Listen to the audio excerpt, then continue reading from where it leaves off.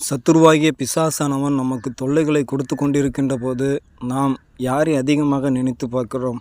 நமக்கு வரும் கஷ்டங்களையா, நமக்கு வரும் பாடுகளையா, நமக்கு வரும் நிந்தனைகளையா? ஏன் அந்த சத்துரு நம்மளை சோதிக்க வேண்டும்? அவனுக்கு நம்ம எந்த துரோகமும் செஞ்சதில்லையே. ஆண்டவராய் இயேசு கிறிஸ்துக்கும் அவனுக்கும் தானே பகை என்று சொல்லி ஒருவேளை நீங்கள் நினைக்கலாம். அருமையான சகோதர சகோதரிகளே, ஆண்டவருக்கு அவன் பிடிக்காதவனாக இருக்கிறான் என்று சொன்னால் ஆண்டவருடைய வார்த்தைக்கு கீழ்ப்படியில் அவர் சொல்லுக்கு இணைந்து செயல்படாதனால ஆமீன் அவர் அவருடைய பிள்ளைகளை என்ன செய்கிறாருன்னா சோதிக்க பிசாசுக்கு அனுமதி கொடுக்குறார். அப்படி அனுமதி கொடுக்கும்போது அவன்தான் அநேக தொல்லைகளை கொடுக்குறான், கஷ்டங்களை கொடுக்குறான். இந்த கஷ்டங்கள் வரும்போது ஆண்டவர் இந்த காரியங்களை அனுமதிக்கிறார்.